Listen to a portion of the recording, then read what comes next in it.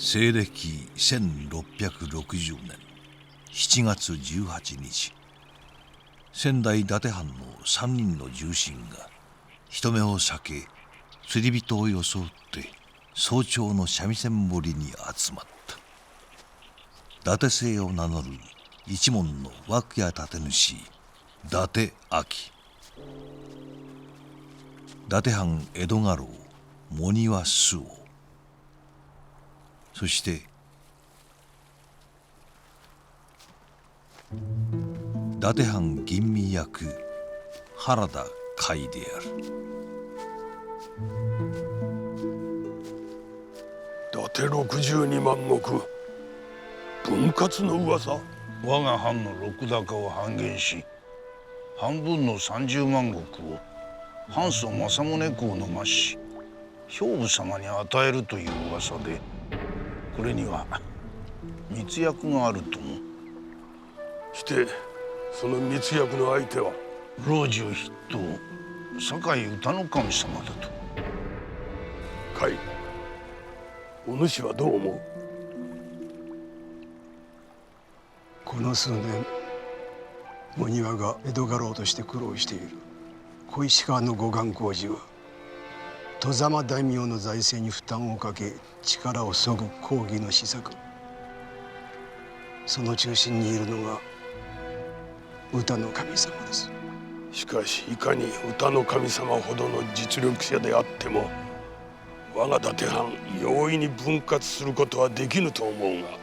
我が藩の内紛を理由にすれば可能かと思われますが。内紛を？これまでにも藩の内紛を理由に禄高を減らされた大名家は少なくありません。甲斐は兵部様を動かせば伊達藩に内紛は起こせるというのです。ただどのような内紛を起こすのか詳しいことまでは。それがわからんのでは手の打ちようが。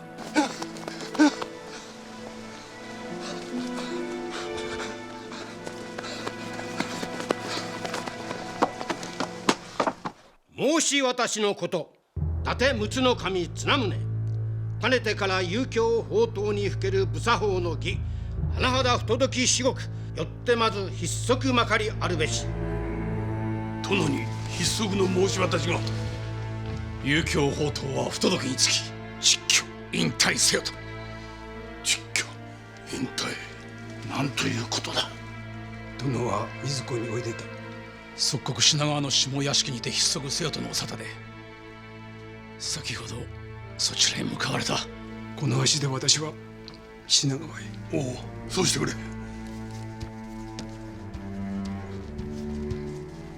品川へ行っても綱宗殿には会えぬ。筆足となった以上、後式が決まるまでは謹慎の身だ。何故殿に筆足の沙汰が下されたのでありますか？目に余る吉原がよい。これがご公儀の耳に入ったようだ。殿が吉原に通われたのはほんの数回と聞いておりますが、目に余るなどということはないはずです。お主が知らぬだけであろう。お主が頻繁に吉原なんぞへ通い詰め、伊達藩当主にあるまじき醜態をたびたび晒していたそうだ。誰がそのようなことをご公儀の耳に？誰が耳に入れたのかは知らぬが、ご公儀の目は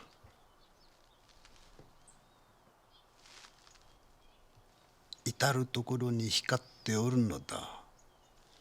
隠し通せるものではない。茂庭、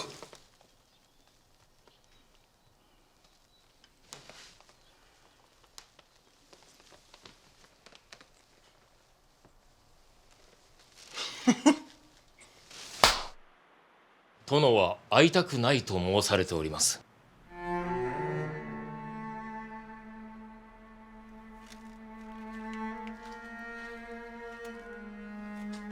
どうやら兵部様にそう申せと言われているようだな。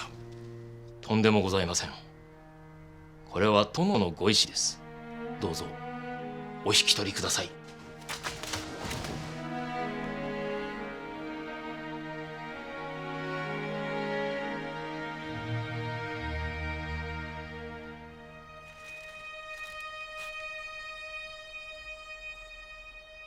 原田はまだ参らぬか。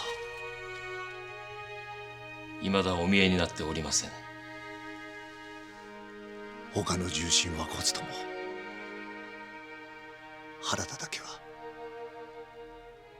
甲斐だけは真っ先に駆けつけてくれると思うたのは、そう信じたのは世の浅はかな一人が天か。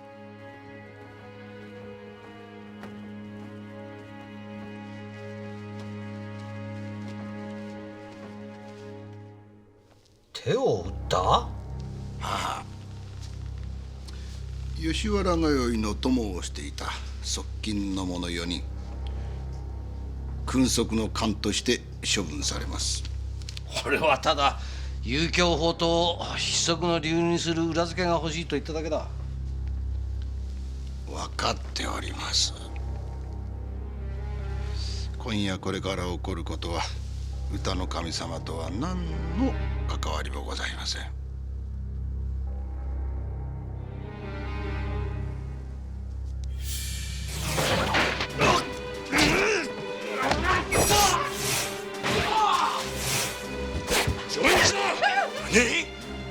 上映討ちだと？そうだ。遊興法とそそのかした貴様ら、君側の官が殿を筆足に追いやったのだ。バカな、君側の官などと呼ばれる覚えはない。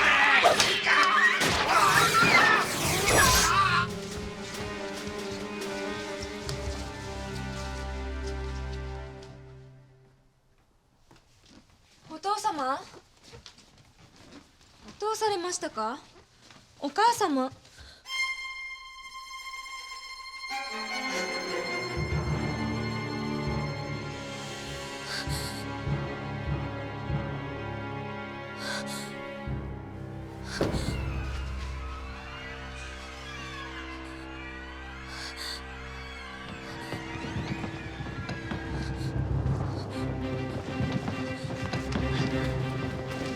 あの娘も逃がすな。殺せ。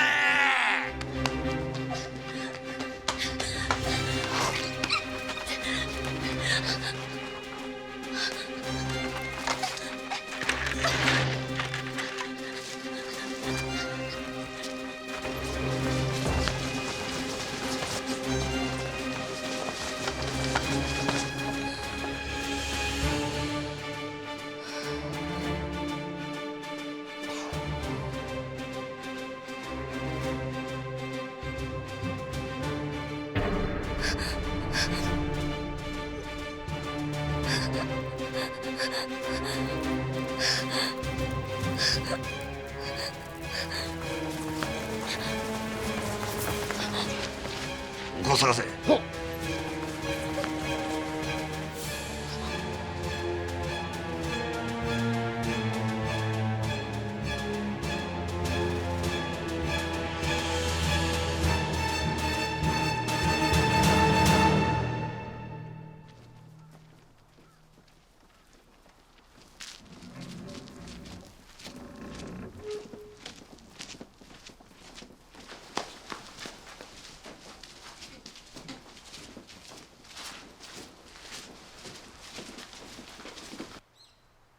むごいこと。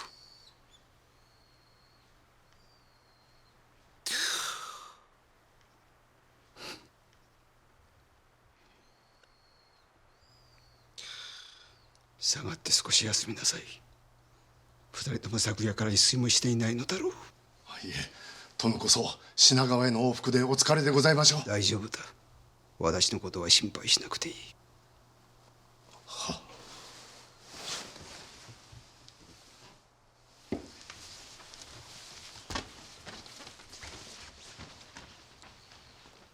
この先何が起こるのか。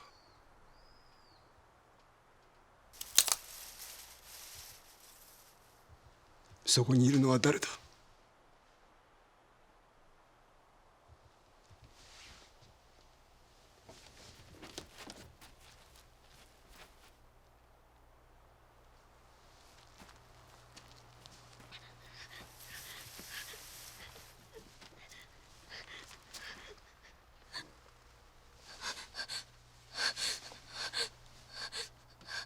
そなたは確か何度役畑伊右衛門の。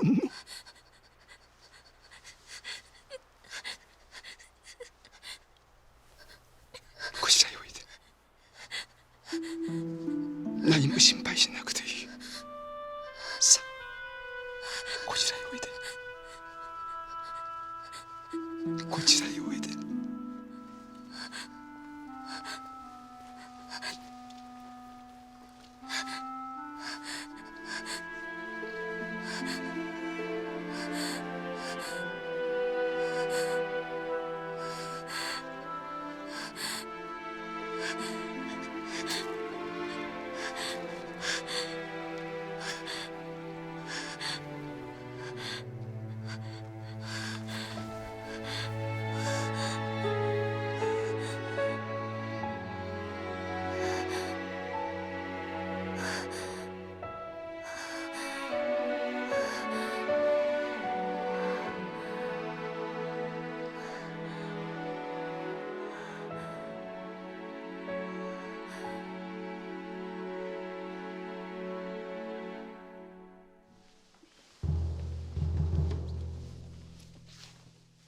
幕府はわずか2歳の綱宗の嫡男亀千代が四代藩主となることを認め、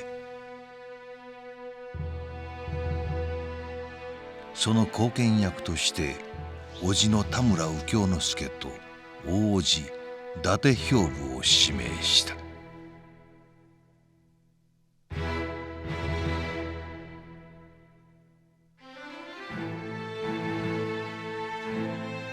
これがいわゆる伊達騒動の始まりであった。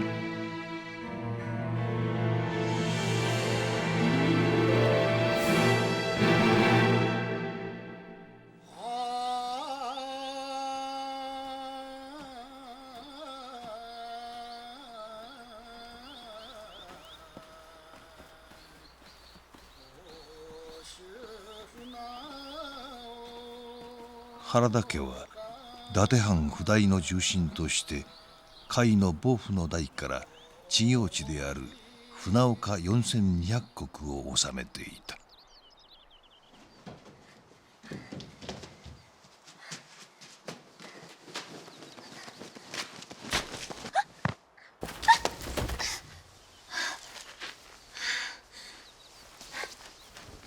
お待ちなさい。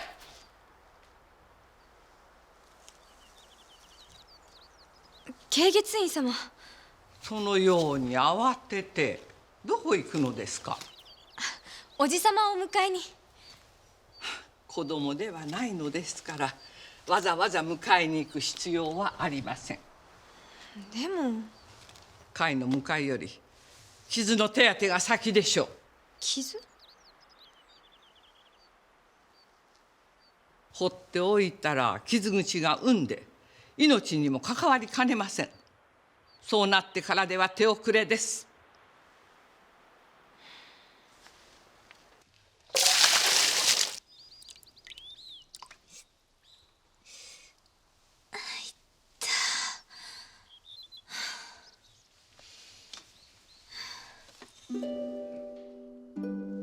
おじ様。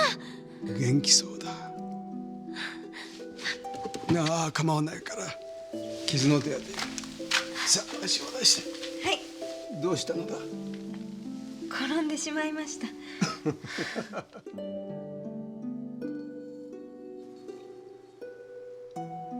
こたびはいつまでこちらに？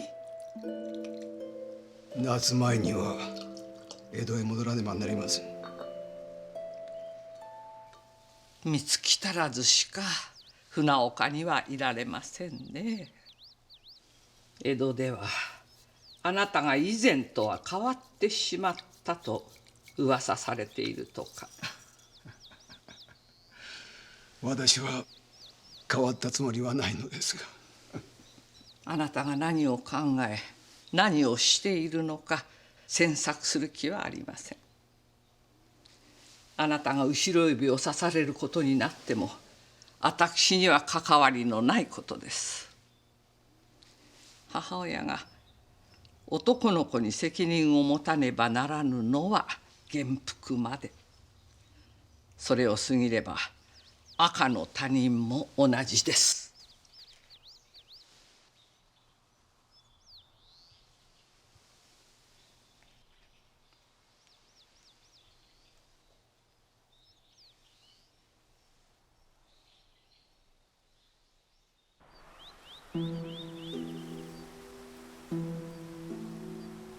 この木の名を知っているか。慶月院様からお聞きしました。もみという名の木でおじ様の好きな木だと。江戸では見たことのない木です。平地ではめったに見られない山の木なんだ。山の？私は子供の頃からよく山にこもった。初めはこもらされたと言った方が当たっている。誰にこもらされたのですか？母上にだ。慶月院様は昔からおじ様に厳しかったんですね。父が亡くなった時私は5歳だった。甘やかされて育っていたら多分今の私はいなかっただろう。女親の力だけでは私に厳しさを学ばせることはできないと考え、母はできるだけ私を自分から引き離したのだ。幼い頃は母を恨めしく思ったこともあったが、今は感謝してい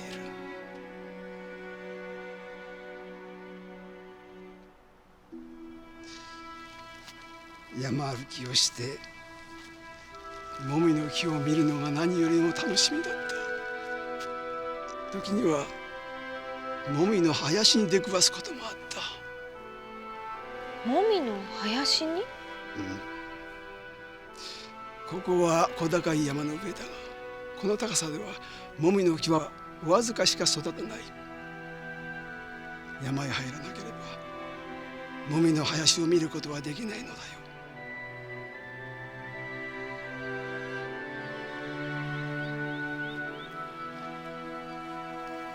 私はこの木が好きだ。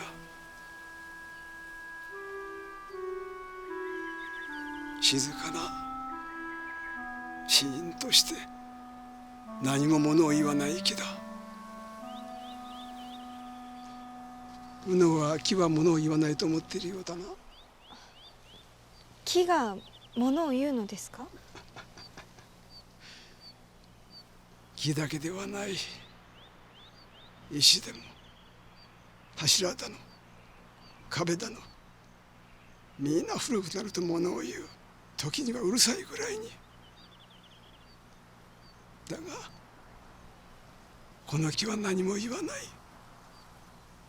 雨や風雪や霜にもくじけず、たった一人で何も言わず黙ってここに立っている。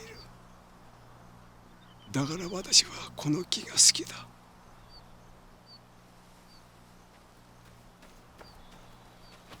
申し上げます。伊藤七十郎様がお見えになりました。七十郎が？伊藤七十郎は古くから続く地方の豪士の出で伊達藩の家臣ではなかったが、姉が伊達藩の重臣に嫁いでいる縁で多くの重臣たちと親交があり、とりわけ甲斐のもとをたびたび訪れていた。ご無沙汰してしまいました。今度はどこを回ってきたのだ？津軽から越後へ出て今日大坂にも足を伸ばしてきました。それは羨ましいな。私も四十郎のように好きな時に旅をして気ままに生きてみたいものだ。あなたは伊達家重臣の家に嫡男として生まれた身。私のような豪士の次男坊と同じ生き方はできませんよ。お気の毒だとは思いますけどね。すまんがちょっと外してもらえんか。原田さんと大事な話がある。宇野さん。丹三郎さん。原田さんには国老になる話があるそうですね。原田さんを国老に推しているのは伊達兵部だとも聞いています。原田さんは酒飲みではない。よく酒を飲むし酒好きのように見えるが酒飲みではない。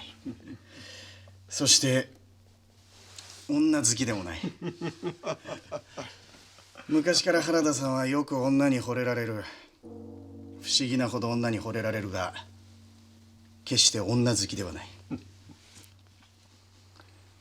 にもかかわらず前の妻女を離別してさして間がないというのに後添えを迎えようとしてる。離別した前の妻女が原田さんとは固い友情で結ばれた親友中の親友茂庭周防殿の妹さんなのに。その理由は再婚話を持ちかけたのが兵部だからに他ならない。自分の息のかかった評定役津田玄馬の妹を後添えに迎えさせ国老に取り立てることで兵部は原田さんを懐柔しようとしてる。これは兵部の策略だ。あなたを自分のそばに引き寄せ伊達藩を思いのままにするための見えすいた兵部の策略ですよ。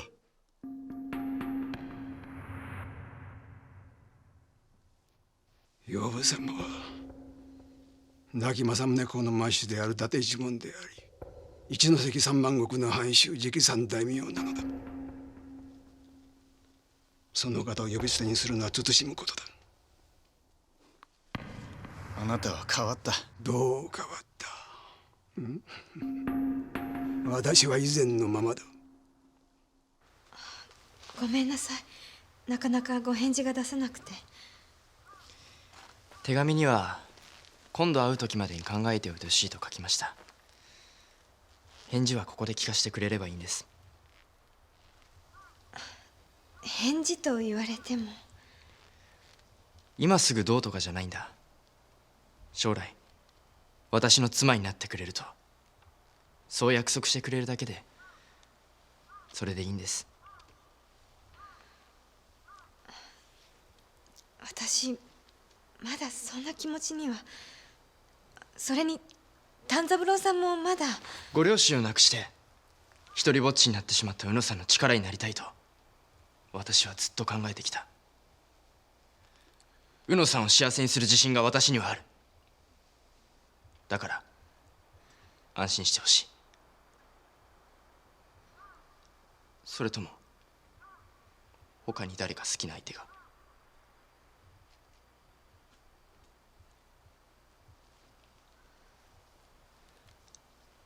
そうなんだ。好きな相手が。誰です？宇野さんが好きな相手は誰ですか？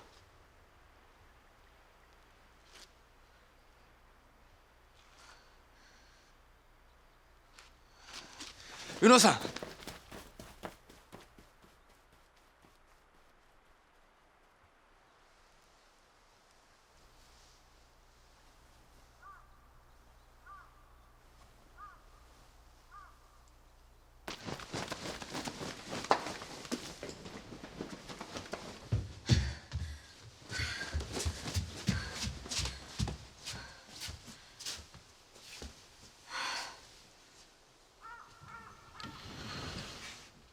どうかしましたか？いえ、何でもありません。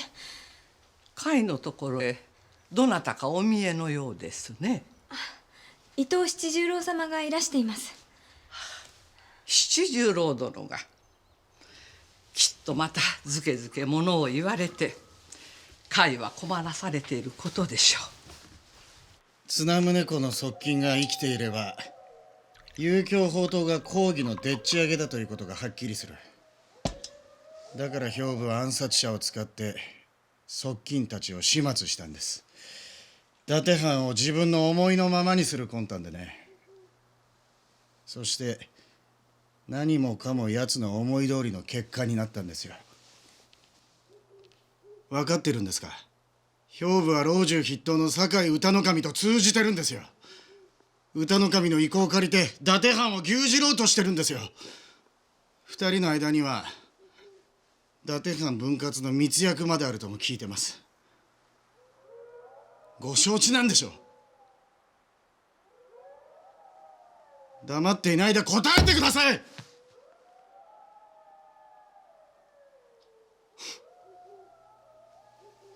またこれだ。何を言ってものれんに腕押し。いつもこっちが一方的にわめくだけだ。兵部様と歌の神様がどういう関係なのか私は知らないし知ろうとも思わない。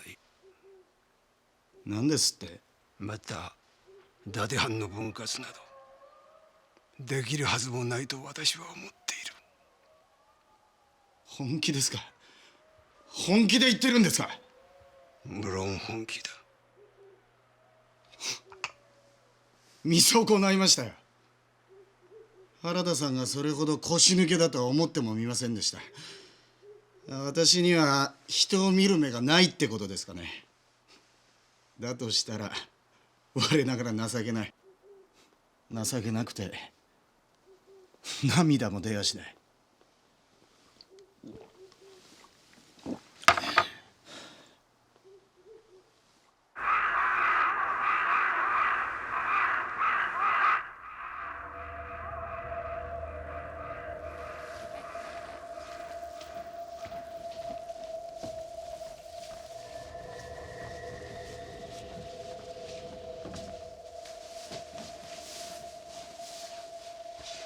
お申し付けにより参上いたしました。ご苦労であった。今日来てもらったのは他でもない、かねてお主に勧めておる縁組。どうするつもりか直接お主の口から確かめたいと思ってな。まだ結論が出ておらぬようであればやむをえんが。結論は出ております。してその結論とは？お話をお受けいたします。おお。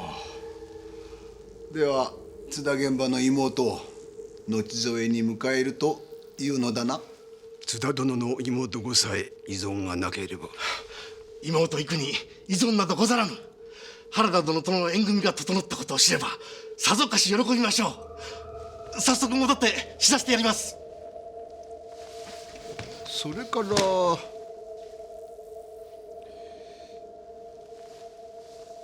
国老就任の件だが、そちらの方の結論は？江戸へ戻りましたら改めてお返事できるものと。お主が一日も早く国老となってくれればわしも心強い。無論そればかりではない。伊達藩にとってもこの上もなく有意義なことだ。身に余る光栄に存じまする。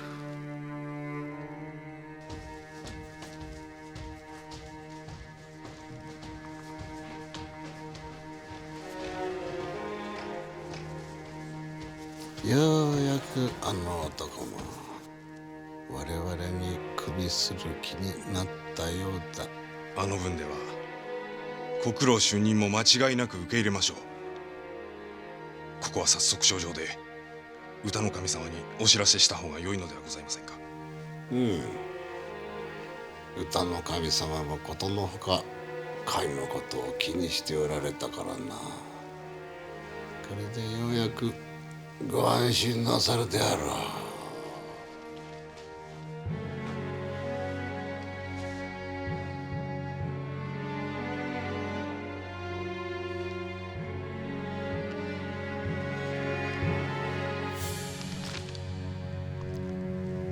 原田海。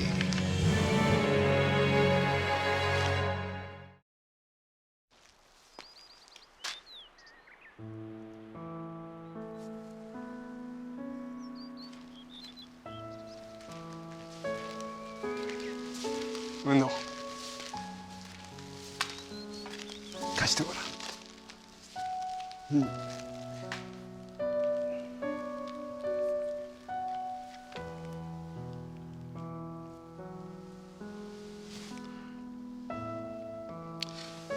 花がよく映る。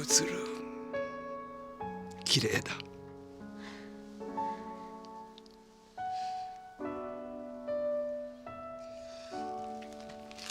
私が後添いをもらうことは知っているね。はい。間もなく江戸へ行く。私に何か言いたいことがあれば遠慮なく言ってごらん。いいえ、何もございません。ただ。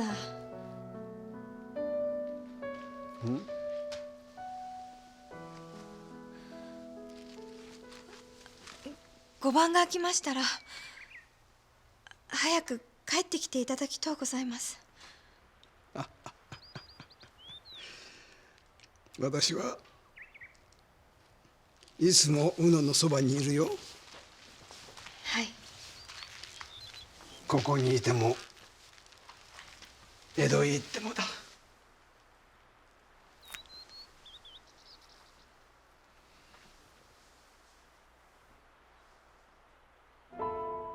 私は子供の頃からおじさまを知っていた。桜田の上屋敷で何度かおじさまを見ていた。口を聞いたことはなかったけれど、勝手におじさまとは親しいと思っていた。いつでも親しくなれるのだと一人でそう思っていた。あの時、こちらへおいで。何も心配しなくていい。体の震えが止まった。何も怖がらずにこの人といればいいのだと私は思った。思った通りだった。優しくて温かくて穏やかで、思っていた通りのおじさまだった。誰よりも私はおじさまのことを知っている。誰よりも私はそう信じていた。江戸での原田海は住居のほかに湯島天満宮の近くにある下田屋で過ごすことが多かった。その家の持ち主は伊達藩に出入りしている海産物問屋の妹で、亭主とは数年前に死別したおくみという女だった。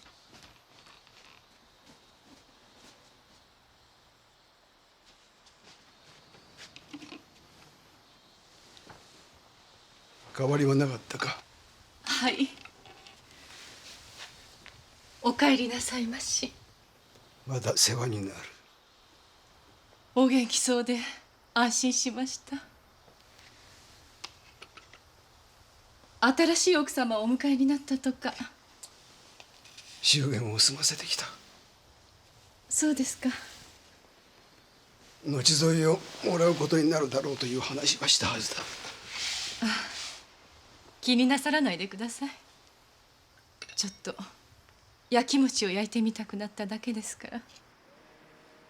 自分の立場は分かっているつもりです。御前が保養のための隠れ家をお探しになっていると兄から聞いて、私の方から頼んだんですもの。ここで御前のお世話をさせてほしいって。御前が私のことをどう思っておいでなのかもお構いなしに。だから焼き餅を焼く資格なんて私にはないこと分かってます。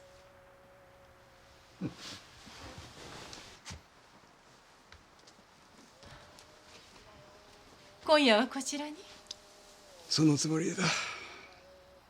明日からは忙しくなりそうだ。今夜はゆっくり骨休めをしたい。じゃあすぐにお酒の支度をしますね。まだ日暮れまでには間があるぞ。そんなこと気にしてたら骨休めになりませんよ。ここにいる間御前は八十島和栄という浪人で私の旦那様なんですから。そうだったな。頼もう。誰かおらぬか。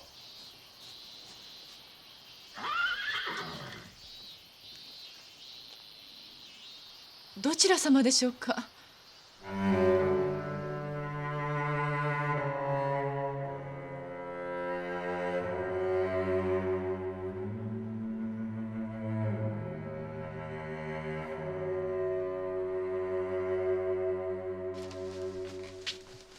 寛永寺山系から戻る途中だとかで疲れたので少し休ませてもらいたい。できれば茶菓子ではなく酒が欲しいなんて。見るからに身分の高いお方みたいですけど、こちらを町場の人間だと見くびってるんですよ。きっぱりお断りしますわ。お通ししなさい。でも堺公だ。五大老の堺歌の神様？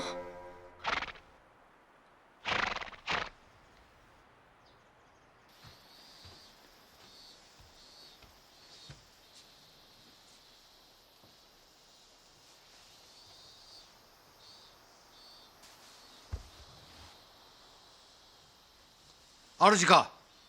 八十島和栄と申します。かま近寄れ。もっと寄れと申した。身分が違いすぎますので私はここで。俺を知ってるのか。江戸で暮らす者ならば誰もが今権勢を誇る堺歌の神様を知っておりましょう。俺もその方を見たように思う。確かにどこかであったように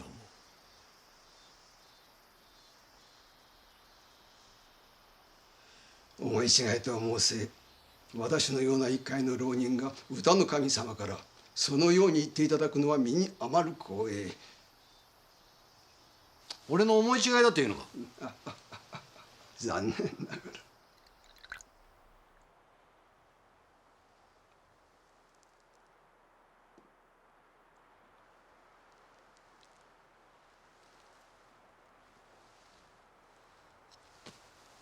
使わそう。頂戴してくれ。寄って取れ。許す。寄って杯を取れ。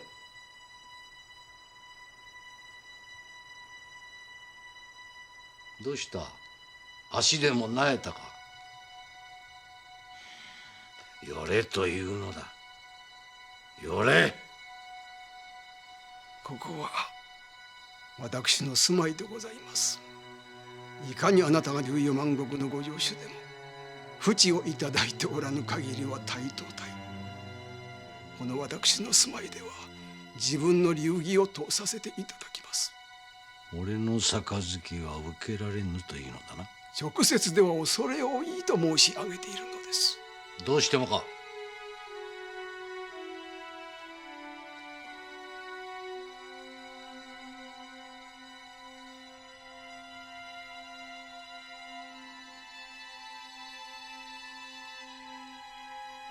そのお杯私がいただきとうございます。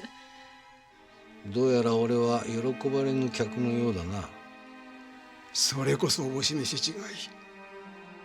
一介の浪人のことですからご大老にふさわしいもてなしはできませんが、お立ち寄りくださればこの上なき名誉喜んでご接待をつかまつりまする。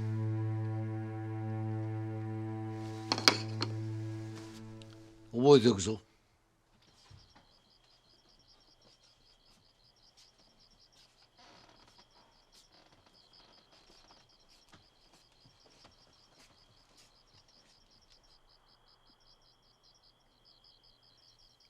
ごめんなさい。起こしてしまって。どうしたのだ？私の方こそ御前がどうなすったのかと思って。昼間のことか？どんな時もこだわるようなことのない御前なのに、どうしてあの杯をお受けにならなかったんですか？別に司祭はない。前へ出るのが面倒だっただけだ。それだけで歌の神様を怒らせておしまいになるなんて。怒らせたのは原田会ではなく八十島和恵という浪人だ。今の原田会は決して歌の神様を怒らせたりはせん。どういうことですか？別に司祭はないと言ったろう。司祭はないのだ。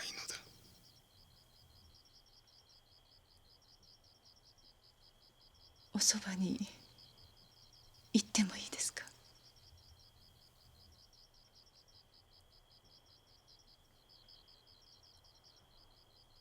やっぱりダメなんですね。バカですよね、女って。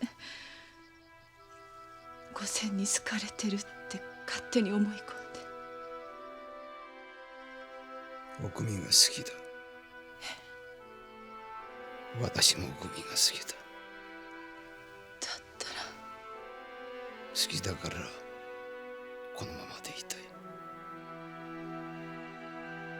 おくみを不幸にはしたくないからこのままで。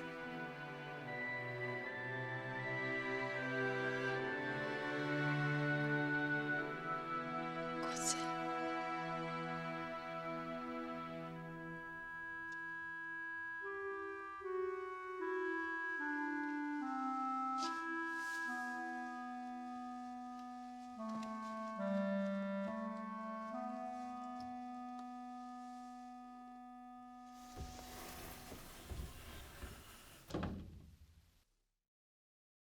伊達藩の上屋敷が桜田から愛宕下に移ってほどなく、原田海は国老に就任した。では次にかねてより懸案の陸前一関領内の金山の帰属について評議を願います。そういう重要な問題はまずご一門の方々の意見によって決まるものと思うが、いかがでござろう？確かにそうですな。では兵部様のご意見を。いや、金山があるのは兵部様のご領内。当事者ではなく、まずは秋様のご意見を伺うべきでござろう。秋様、ご意見をお聞かせください。金山は伊達本藩に帰属するものと考える。兵部様の一関三万石が公儀から下されたものではなく、伊達62万石から分け与えられたものである以上、陸前一関領内の金山が伊達本藩に帰属するは当然の理にござろう。直参大名とは申せ、兵部様も知行地を預かる我々建主とさして変わらんということですな。ご一門の中で最も経験豊かな秋様があのようにおっしゃられるのですから、残るお二方にもご依存はないものと思いますが。それは。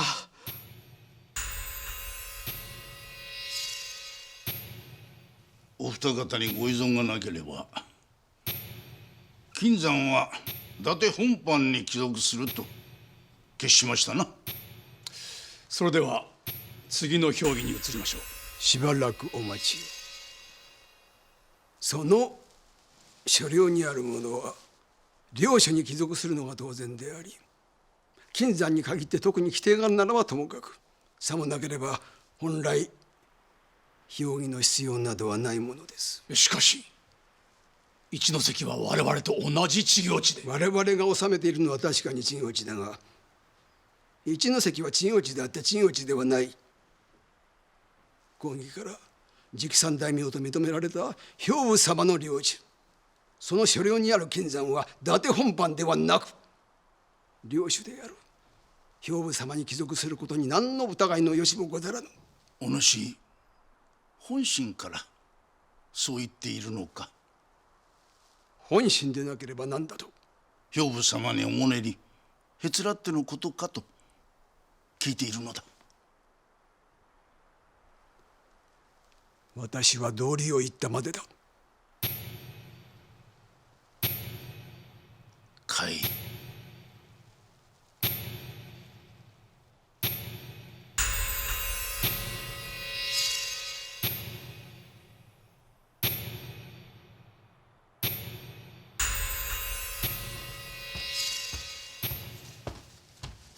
待て甲斐、待たんか。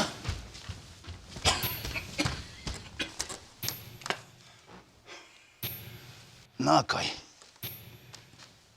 若い頃から俺たちは手を携え伊達藩のためを第一に骨身を惜しまずに頑張ってきた。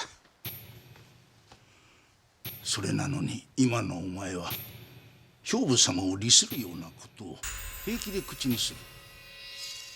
俺にはお前の本心だとは思えない。いや、思いたくないのだよ。実はな、医師からしばらく静養するように言われたので、俺は明日国元へ帰る。しばらくは会えんだろう。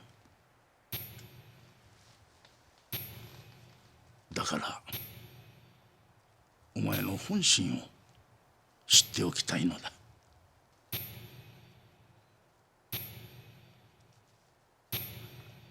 あれが俺の本心だ。甲斐、嘘偽りのない本心なのだ。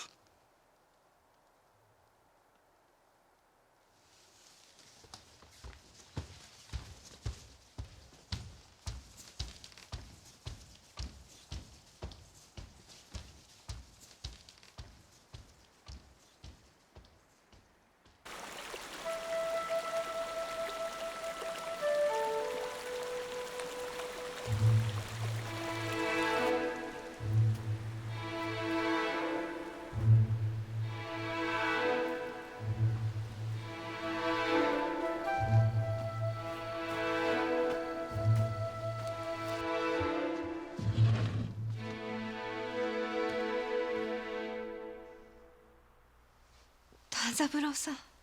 しばらく元気そうで何よりです。勘三郎さんも。私は元気だけが取り柄みたいなものだから。親方様から慶月院様に書状を預かってきたんだ。おじさまから？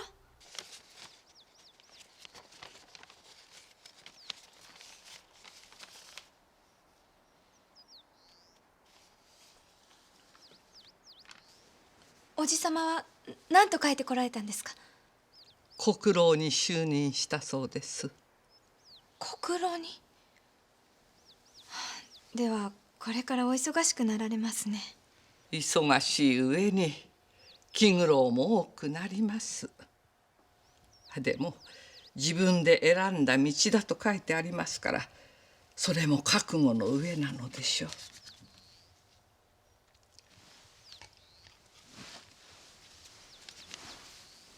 宇野さん宛ての手紙です。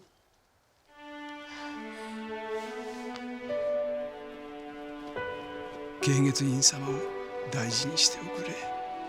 そしてもみの木を大事にしておくれ。私はいつも宇野のそばにいる。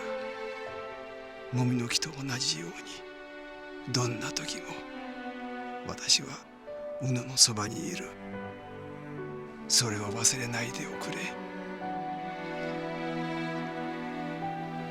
おじさまはいつも私のそばにいてくださる。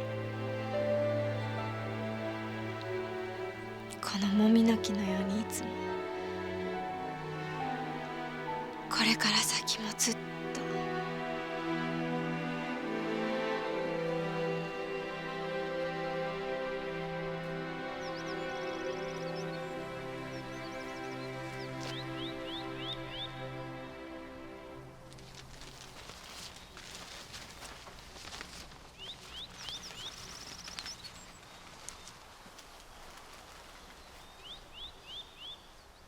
親方様は宇野さんにも手紙を。ええ。そうですか。慶月院様が今夜丹三郎さんを食事に招待して長旅を慰労したいそうです。せっかくですが今から江戸に戻らなければならないので。今から？慶月院様によろしくお伝えください。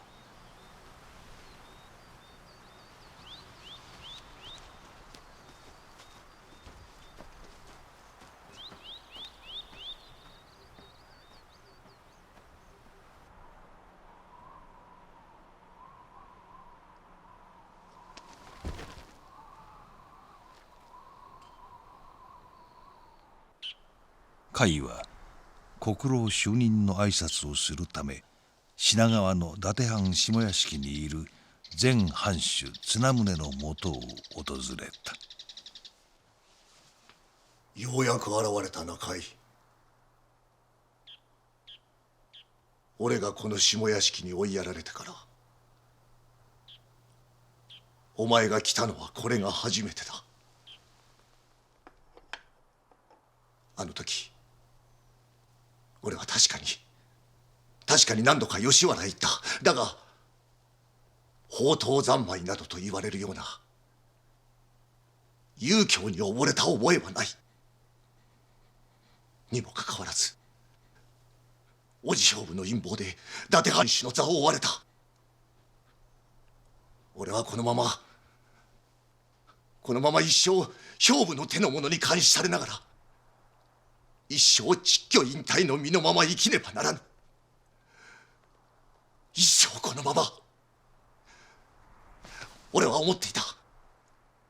甲斐なら俺の力になってくれる。甲斐なればこの俺の境遇から必ず助け出してくれるとそう思っていた。お言葉ですが私にそのような力はなく綱宗様のご期待には添えかねます。噂はやはり本当だったのか。原田甲斐は兵部に懐柔されたという噂を聞いた時俺は嘘だと思った。いや嘘だと思いたかった。そう思いたかったのだ。おのれ！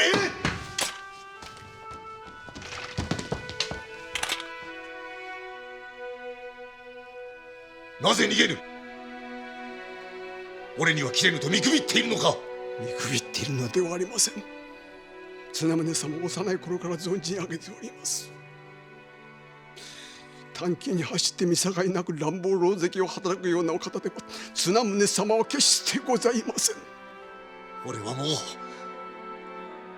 昔の綱宗ではない。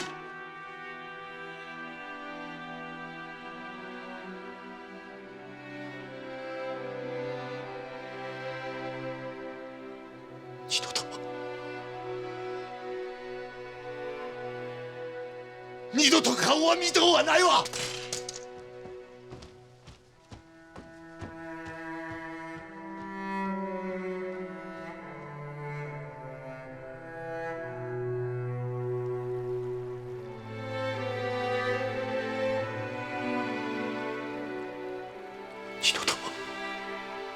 二度と顔は見とうはないわ。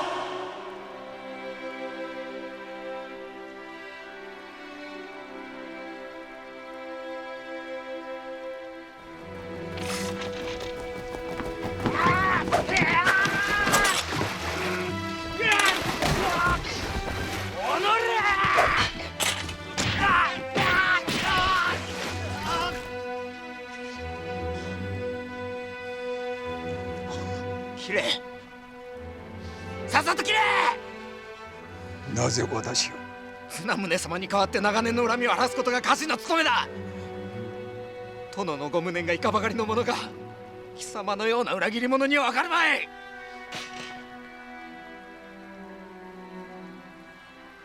命を粗末にせず末永く綱宗様にお仕えすることこそがお主らの務めなのだ。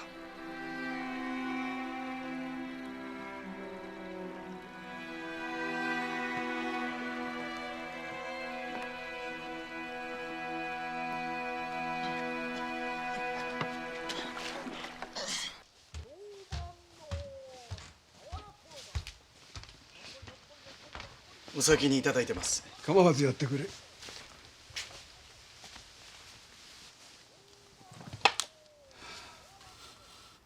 久しぶりだな七十郎。船岡でお会いして以来です。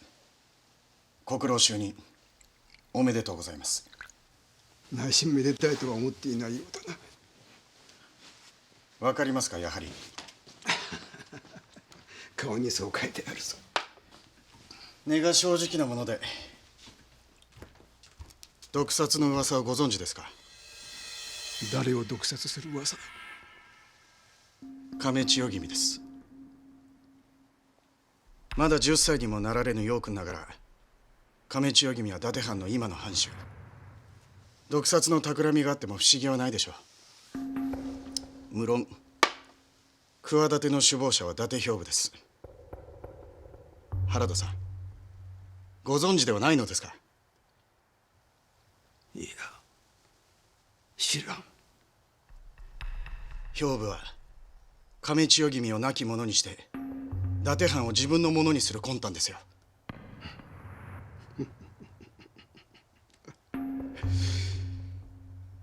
七十郎とも思えない浅はかな推理だな。どう浅はかな推理だというんですか？前藩主綱宗様には異母系田村京之助様と伊達式部様がおられるのだ。私も最初はそう思いましたよ。さらに生後間もないとはいえ、綱宗様のご次男がお生まれになっているとなれば、亀千代君だけでなくそれらの方々を亡き者にしない限りは兵部は藩主の座にはつけないと。しかし老中の酒井歌守と兵部の間に密約があれば話は別だ。伊達藩を半分に分け30万石を兵部に与えるという密約ですよ。原田さんにも話したはずだ。所詮は噂の息を出ないものだ。両方とも単なる噂だというんですか？そうだ。毒殺の噂も密約の噂も。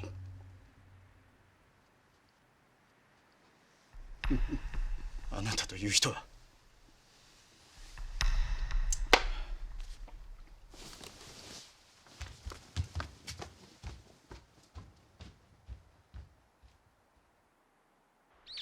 月末甲斐は国老就任の挨拶のため伊達兵部と共に大手門下馬先の酒井歌守の屋敷へ赴いた。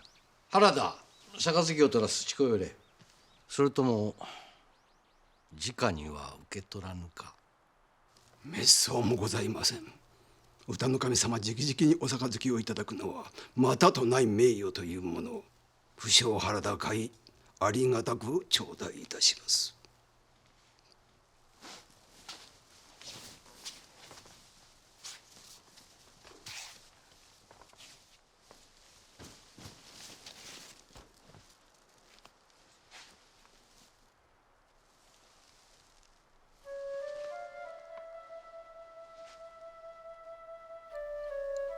その顔をどこかで見たことがある。世の中にはよく似た顔の人間が3人はいると申します。そやつ八十島和江とか申す浪人で無礼にもわしの杯を拒んだ。八十島という名に心当たりはございませんが、その浪人に代わって私が歌の神様のお杯を。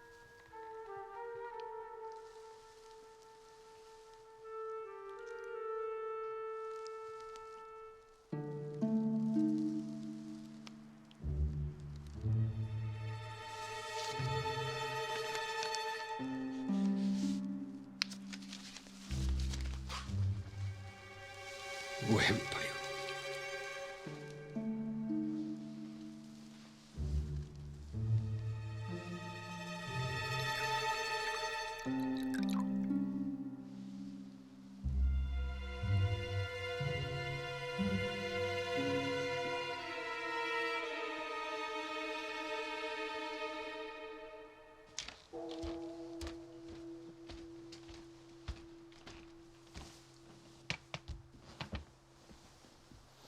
よろしいでしょうか？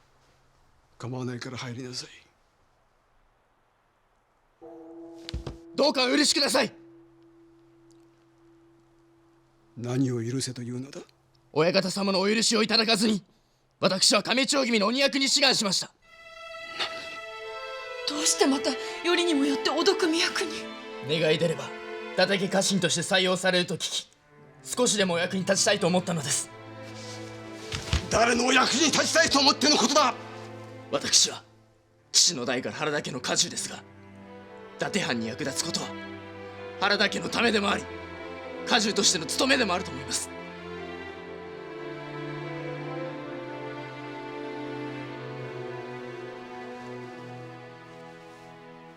だから私に黙って志願したというのか。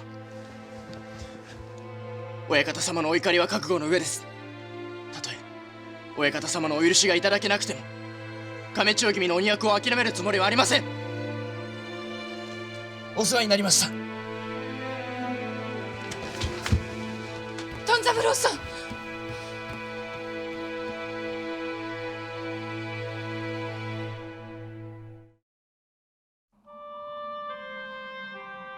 その年師走に入って間もなく江戸家老を辞して地元松山立に戻っていた茂庭周防が療養の甲斐なくその生涯を閉じた。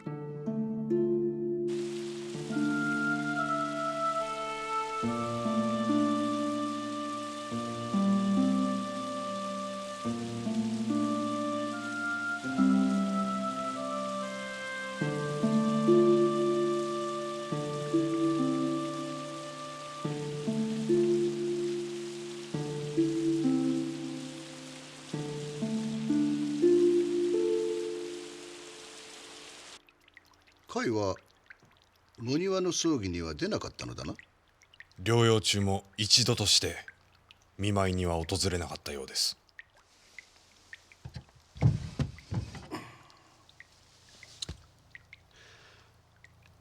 最も親しい間柄であった。憤慶の交わりもそこまで離反していたということか。そのようです。歌の神様はどこかまだ甲斐を信用できぬようだが、これでその杞憂も払拭されよう。今の甲斐は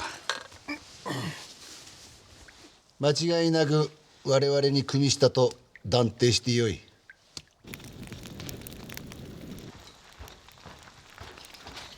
横山。はい。平田様がお呼びだ。あ、わかりました。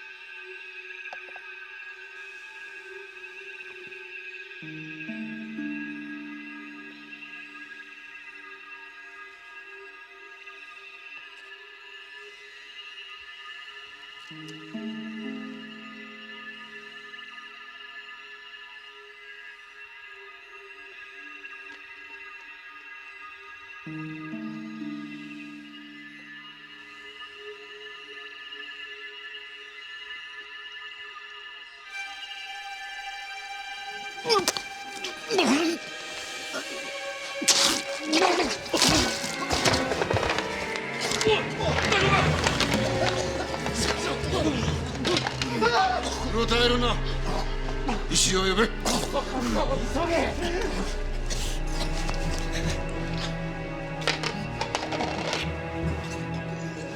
亀千代君の毒殺を企てるとは不届きなことを。やはり綱宗様の手の者が亀千代君のお命を。間違いあるまい。綱宗様を藩主の座に返り咲かそう所存で亀千代君を亡き者にしようとしたのであろう。とにかくこのことを急ぎ歌の神様のお耳に入れねばなるまい。早速それがしが大手門のお屋敷へ。歌の神様のお耳に何をお入れするのだ。もちろん家中に亀千代君毒殺を企てた者がいることをお伝えいたします。これは毒殺などではござらぬ。鬼役3人のうち1人はすでに命を落とし、残る2人も未だ意識不明のまま生死の境をさまよっている。その中には原田殿の家中だった塩沢丹三郎もいるのですぞ。これは食あたりです。食あたり？常に鬼役が控えているのを承知で藩主毒殺を図るのは愚の骨頂。伊達藩に内紛の動きがあると世に知らしめるのが狙いならいざ知らず、よほどの愚か者でなければ毒殺など考えるはずはござらぬ。以前から綱宗様は亀千代君暗殺を考えているらしいとの噂があることは私も聞いている。綱宗様だけではなく兵部様が亀千代君暗殺を企てているという噂もございました。なんだと？これが毒殺となれば兵部様の身にも公儀の取り調べが入ることは免れますまい。わしに公儀の取り調べが？ですからこれは毒殺ではなく食あたりだと申しているのです。食あたりならば取り調べはございません。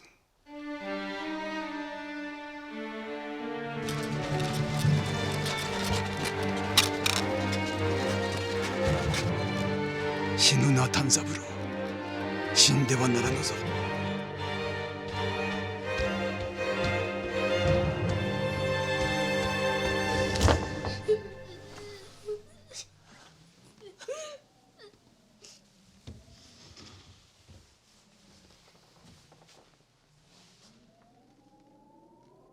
自分が死んでも公や灯明をあげてはいけない。そうも呼ぶな。度胸も供養も無用。伊達家が安泰となるまで成仏するつもりはない。それが丹三郎の遺言だったそうです。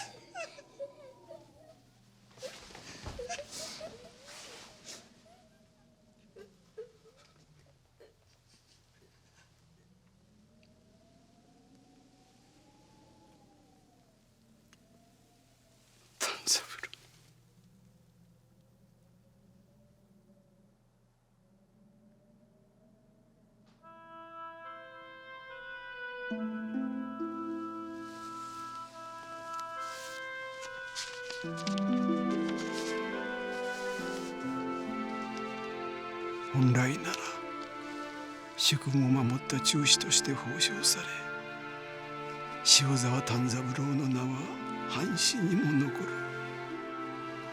だがそうしてやることはできない。そなたの死は犬死にということになる。許してくれ丹三郎。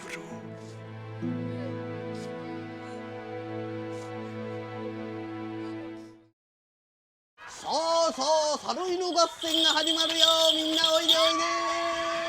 さあ始まるぞ。はい、皆さんこんにちは。こっちの皆さんもこんにちは。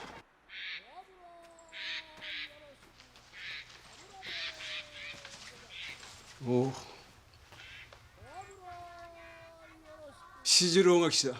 酒の支度を頼む。じゃあ突っ立ってないで上がりなさい。いえ、ここで結構です。おいとまを言いに来ただけですから。今度はどっちへ行くのだ？仙台へ帰ります。しばらく向こうで暮らすつもりです。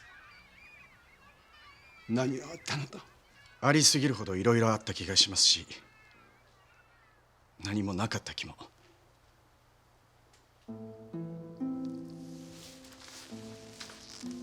最後に一つだけ原田さんの本心を聞かせてもらえませんかね。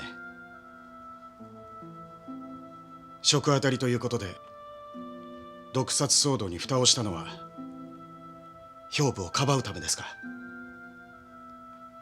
それとも食あたりだからそう言ったまでだ。他に理由はないと？そうだ、他に理由はない。それが原田さんの本心ですか？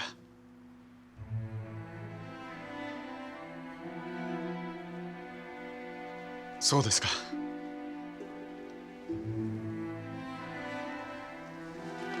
四十郎、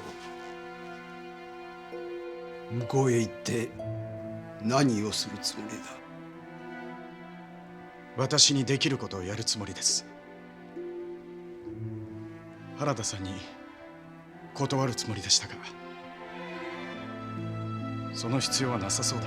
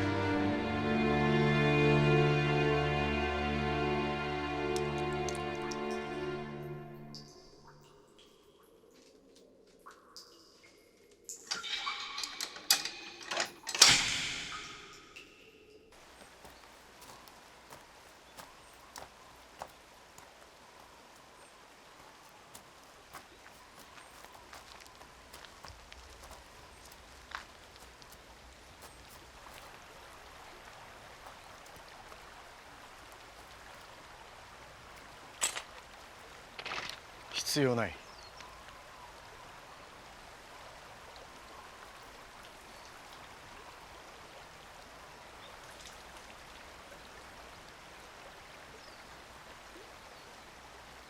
空はどこまでも青く、どこまでも広い。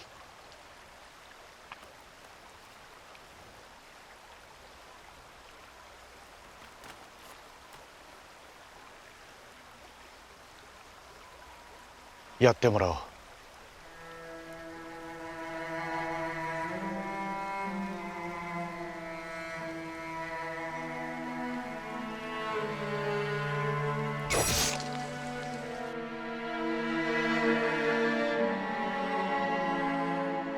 そうですか。七十郎さんが。七十郎らしい潔い最後だったそうだ。御前はお寂しいでしょうね。あの憎まれ口がもう二度と聞けなくなってしまって。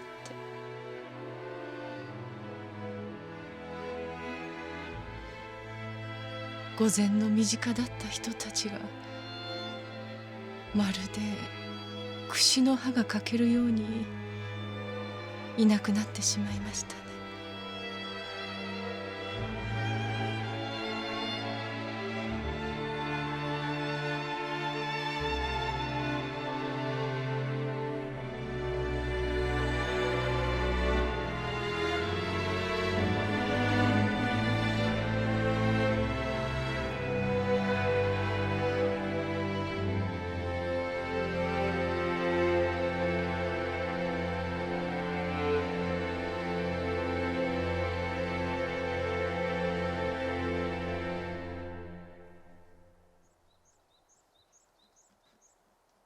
伊達昭は伊達兵部の横暴を幕府に訴え公儀の裁定を仰ぐ決心をした。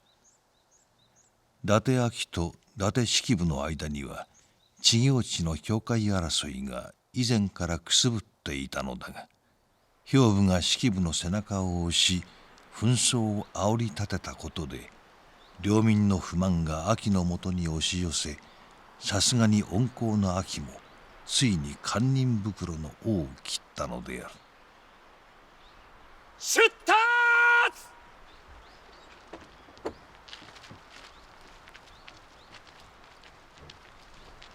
秋様がすでに涌谷を断たれ江戸へ向かわれたとか。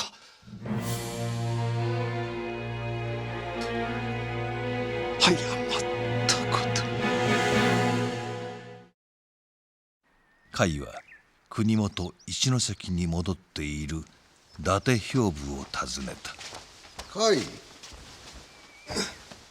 何を終わってわざわざこの一関まで参ったのだ。ご公儀より秋様上祖の表情に証人として出席するよう通達がございましたので、そのご相談に参上いたしました。相談の必要などない。伊達藩中の揉め事は結果としてこの兵部を利することになる。あとはすべて歌の神様がうまく運んでくれよ。そこまで歌の神様を信用してよろしいのでしょうか。歌の神様と私の間には伊達藩を分割し半分の30万石を兵部様に分け与えるとの密約があるとか。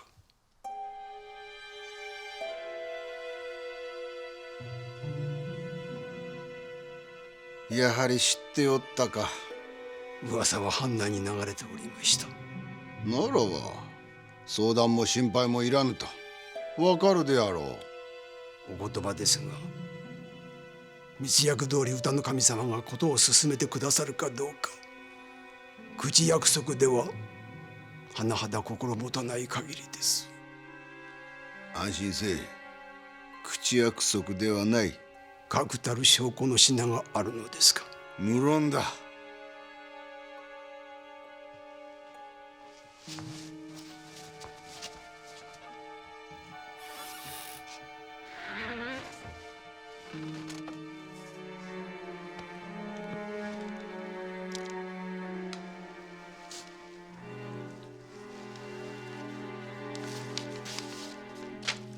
この通り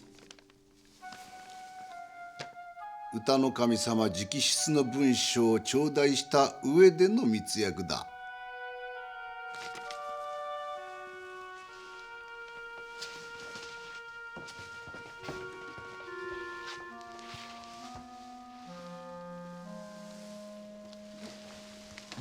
拝見いたします。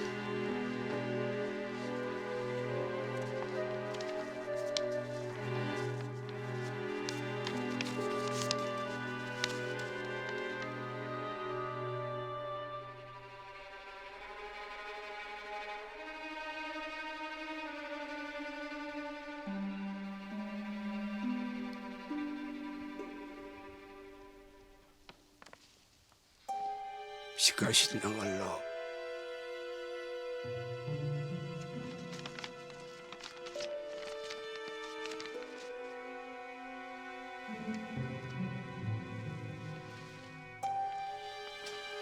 その密約文書が一関にあるだけでは歌の神様が約束を果たしてくださるという保証には。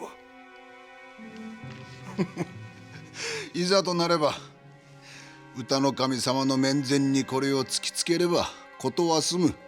誰がその密約文書を歌の神様の面前に。それは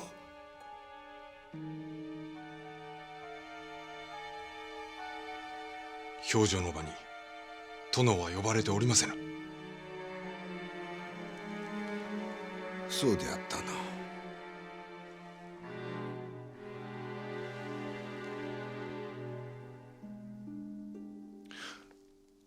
原田、その方ご公儀に呼ばれておるのだな。兵部様を代弁する立場の証人として呼ばれております。この伊達兵部の代理ということだな。はい。ならばこれはその方が持っておれ。私がこの兵部に代わっていざという時はまさかさようなこともあるまいが、いざという時はそちが歌の神様の面前にこれを。承知いたしました。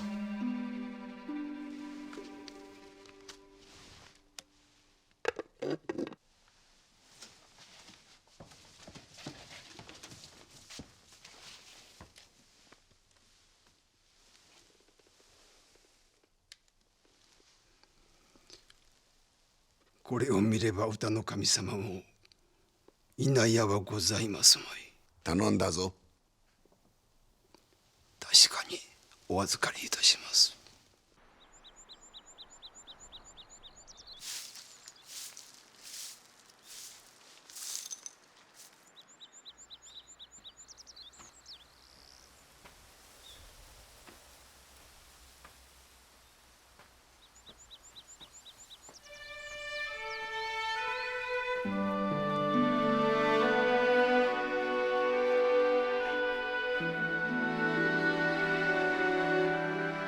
おじさま。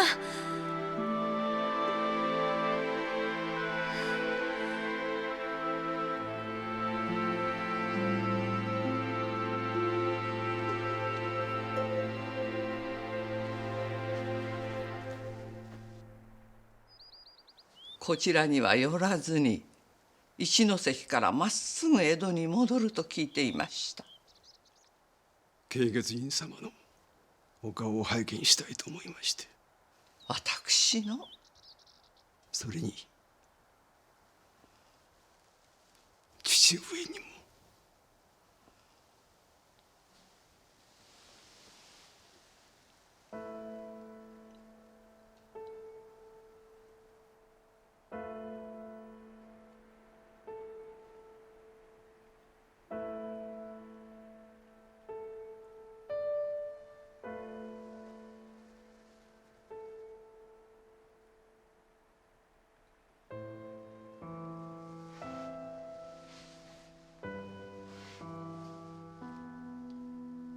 お前が元服して38年、母に責任がないようにお前にも母への責任はとうにありません。それを忘れないでください。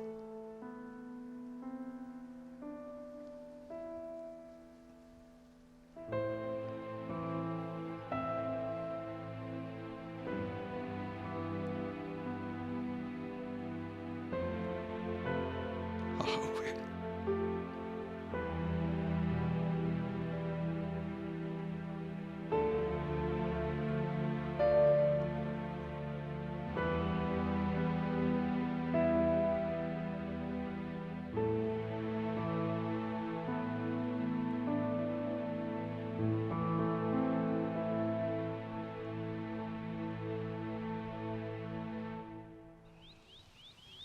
明日一番にお立ちになるのですか？江戸へ戻ってやらねばならないことがあるのだ。私も江戸へお供してもいいでしょうか？船岡が嫌になったのか？いえ、おじさまのうのはおじさまのおそばにいたいだけです。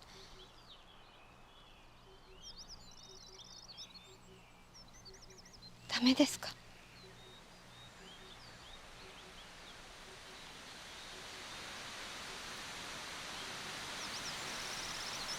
風が出てきたな。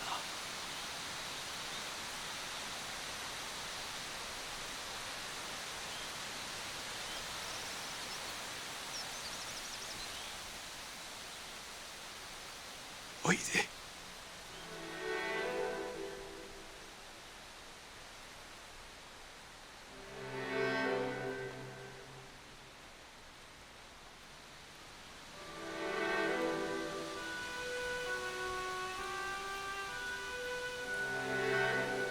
分かっているだろうの。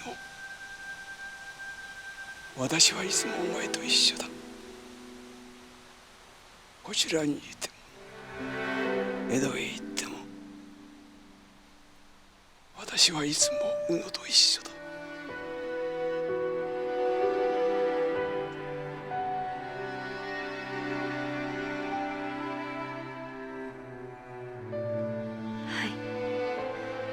その時私は感じていた。おじさまの身に何かが起ころうとしていると。私は心の中で叫んでいた。死んでは嫌です、おじさま。死んでは嫌。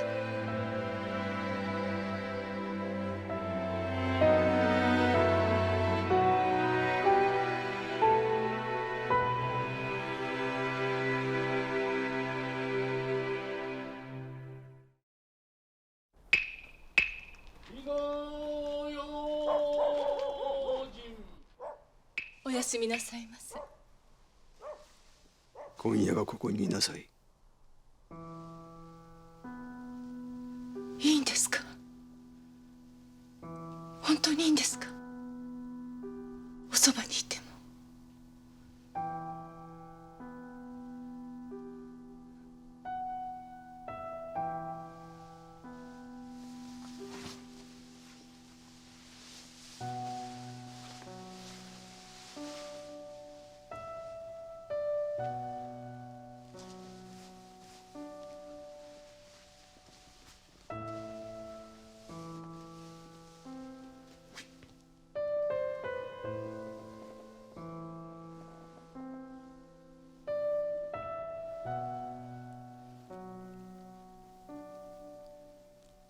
ここにいる間、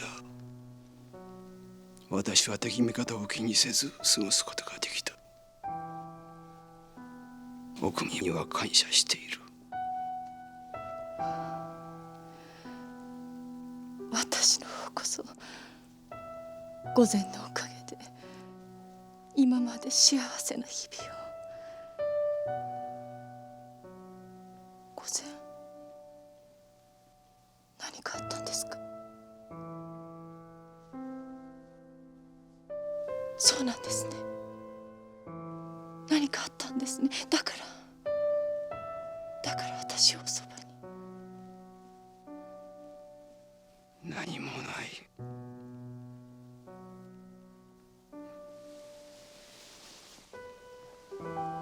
何もないのだよ。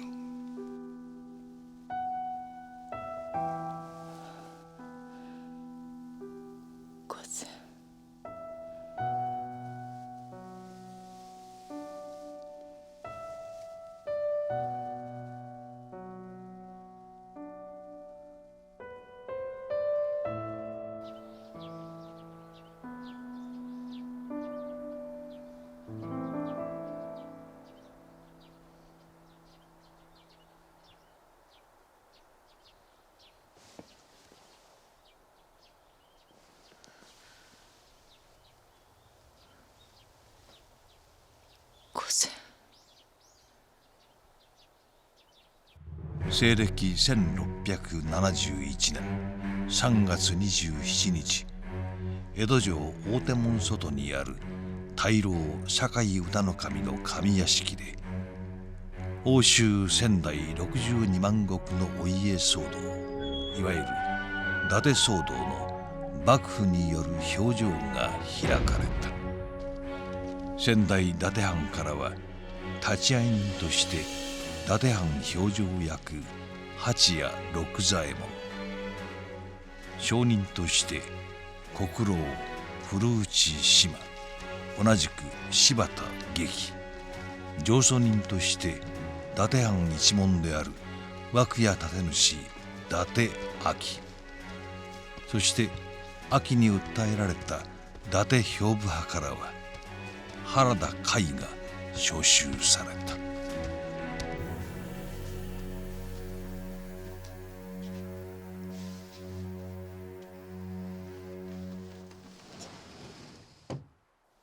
かねてより続く伊達式部殿との境界地をめぐる争いは、兵部様が背後にて暗躍することにより、ますますもって収拾不能と相なりました。そればかりではござりませぬ。藩主後見役を隠れみのに、兵部様は横暴の限りを尽くしており、このまま見過ごさば伊達藩は混乱を極め由々しき事態となるは必定。それを食い止めんがためやむなく上訴という形を取らざるを得なかったのでござります。この上は評定の場においてご公儀より公明盛大なるご裁可が下されますることを心底より望む次第にござりまする。では国老原田会より伊達兵部側の存念を聞かせてもらおう。いや、その必要はあるまい。しかし一方の言い分だけを聞くのでは評定にはならぬのではありませんか。伊達兵部の言い分は聞かずとも、これが伊達藩の内紛であることは火を見るよりも明らかである。評定をするまでもなく内紛を起こし公儀の手を著しく煩わせた大名家は家門不代外様を問わずお家断絶と定められている。伊達藩も例外ではあるまい。伊達62万石は本日をもって廃絶となる。追ってお上より正式な通達が届こう。本日の評定はこれまで。しばらくお待ちを。兵部の言い分は聞く必要なしと申したはずだ。私は兵部様の言い分ではなく伊達家国老として多年にわたり密かに進められてきた伊達藩廃絶の陰謀について申し上げます。何？それはどういうことだ。神君家康公から今の四代将軍までの間に大小合わせて60を超える大名家が廃絶になっております。大名の数を減らすこと、何より伊達藩のような外様夕飯を取り潰すことが開府以来ご公儀の大方針であることは大和の神様もご承知のはずです。承知しておるが、こたびの伊達家内紛とは関わりない。公儀は一切関知してはおらん。伊達家の内紛は猿尾形が兵部様をそそのかして起こしたものなのです。その猿尾形とは幕閣の中心におられるお方です。そのお方は伊達藩に内紛を起こせばそれを口実に伊達藩を分割し半分の30万石を分け与えると兵部様と密約を交わしました。密約を。そのお方の真の狙いは伊達藩分割ではなく伊達62万石の取り潰し。兵部様はおそらくそのための捨て石に過ぎますまい。伊達藩廃絶の前にご公儀はそのお方の振る舞いを精査し相応の処分をお考えになるべきかと存じまするが。確たる証拠もなく幕閣を中傷するとは不届き至極。その覚悟はできているのだろうな。確たる証拠はここに。それは猿尾形が兵部様に渡された密約文書。伊達藩を分割し30万石を分け与えると確かに書かれてございます。この密約文書には猿尾形のお名前が直筆で、しかも顔とともに記されてございます。だとしても酒の席の座興やもしれん。大した問題にはなるまい。お言葉ですが幕閣の有力者手段を選ばず軽率な空手方を切ったことを他の外様夕飯が知れば、徳川幕府は安閑とはしていられなくなり、諸藩の謀反に備えねばならなくなりましょう。場合によっては去るお方も伊達藩廃絶と運命を同じくすることで責任を取らなくてはならぬやもしれません。そのお方が運命を共にするお覚悟ならば何も申し上げますまい。さもなければ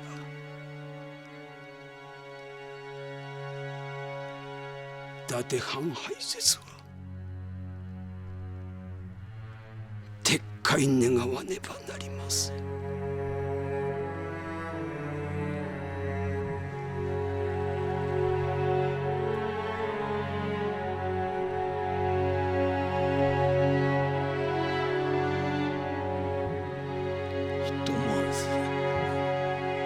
ひとまずここで一息入れるということに。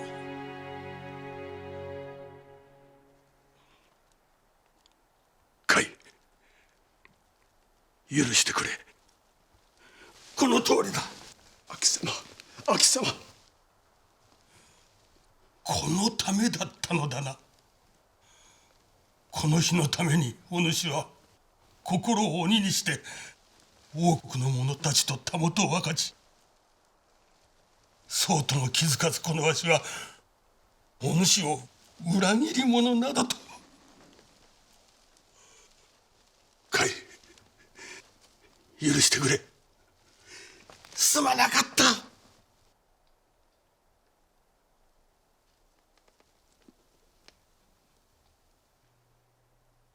失礼いたします。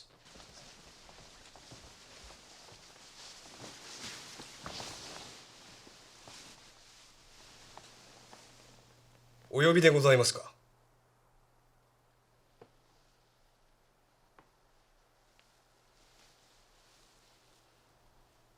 表情に出ている伊達藩の人間をすべて切れ。そして原田甲斐の懐から文書を奪うのだ。しかし殿、心配はいらん。俺は大老だ。あの文書さえ取り戻せば後の始末はどうとでもなる。奴らを切り甲斐の懐から密約文書を奪うのだ。よいな。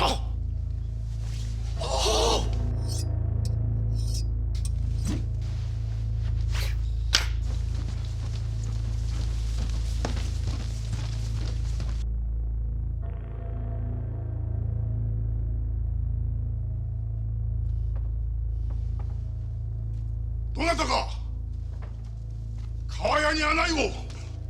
どなたか。何をする。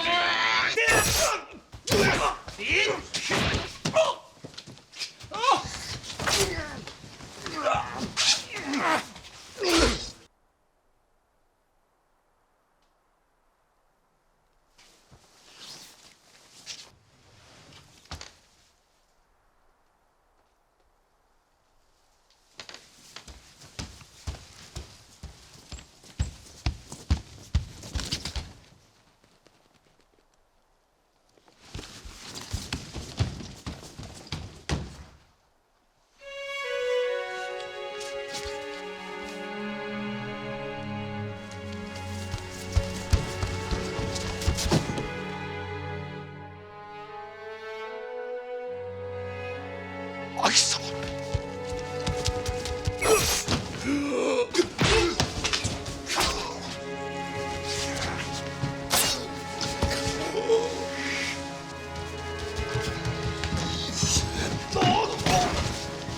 秋様。甲斐。だってこ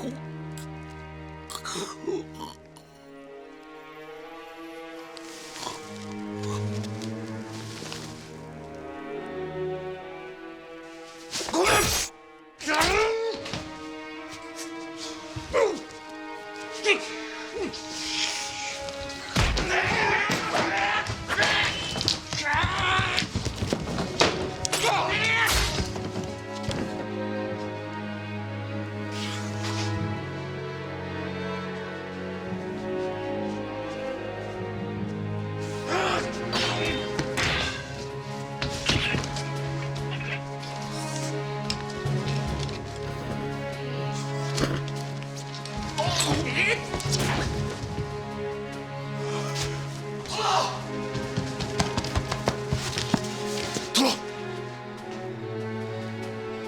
ご苦労であった。こ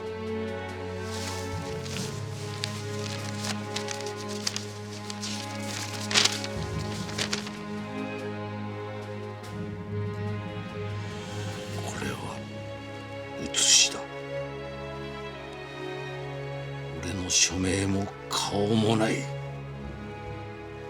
ただの写しだ。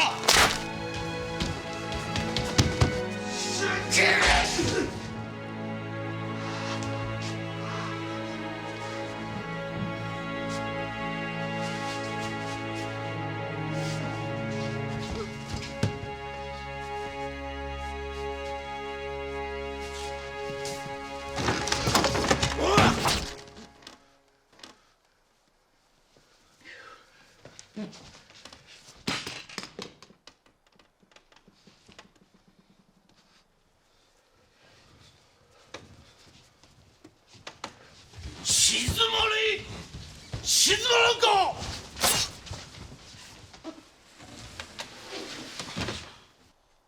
何事だ。これはどういうことだ。私です。何、今何と申した。金で遺恨の伊達明、柴田家義、八夜六左衛門の三名は、この私がこの原田会が打ち果たしましてござります。なんと書いたの。すべてもが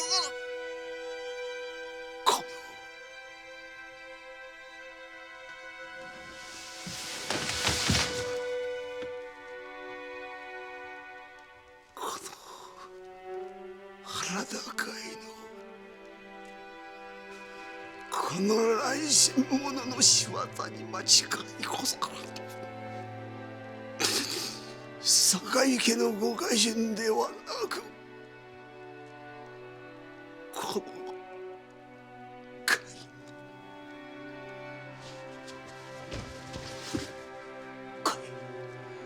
あの密約文書はどこだ。どこにある。まさかあの文書を取り戻すために猿お方がそなたたちを。違います。私です。何もかも私が乱心のあまりしでかしたことなのです。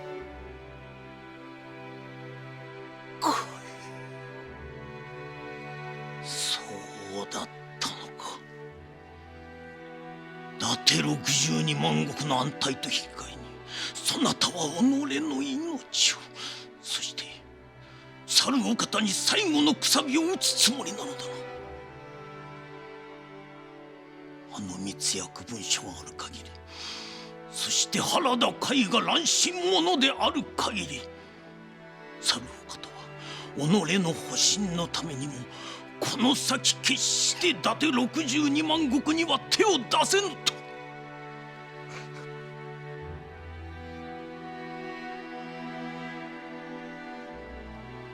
愛は勝ったぞ原田会。命を懸けたそなたの思い、この久世大和の神、老中として決してあだやおろそかにせぬ。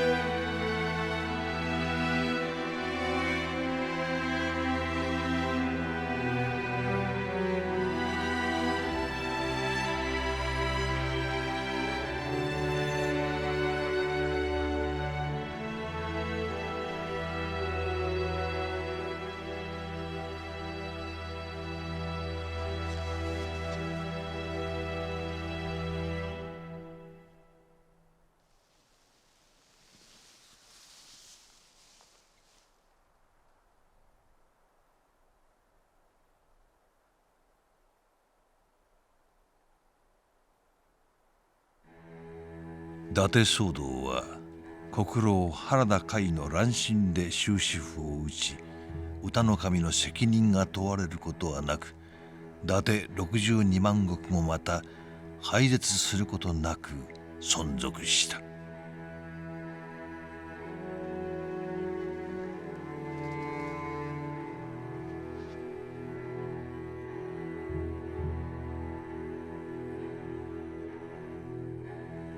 一関藩主伊達兵部は騒動の責任を取らされ、土佐高知へ流された。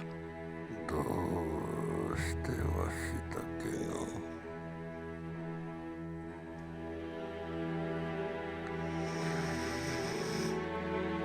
どうして。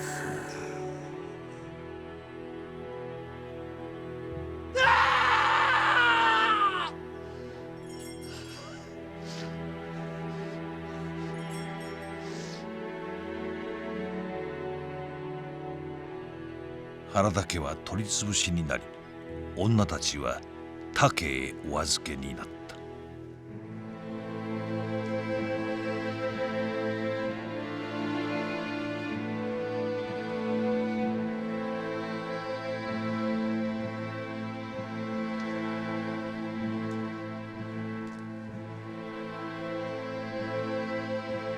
甲斐の母慶月院はお預けになったその地で30日の断食の末に亡くなったと伝えられている。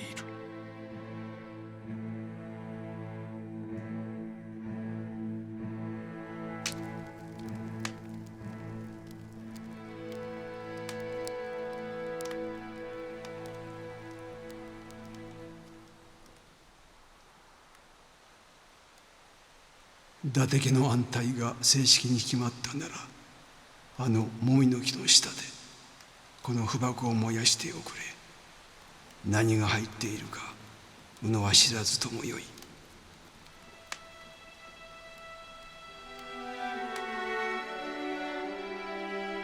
宇野には分かっていた気がする。おじさまは孤独に耐えながら何かをやり遂げようとなさっていたのだ。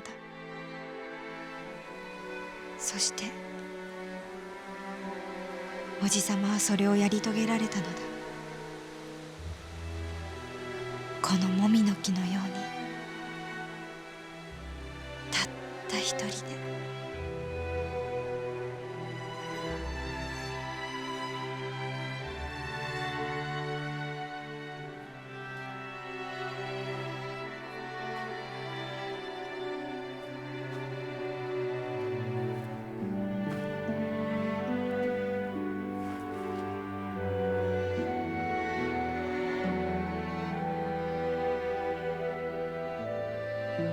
おじさま。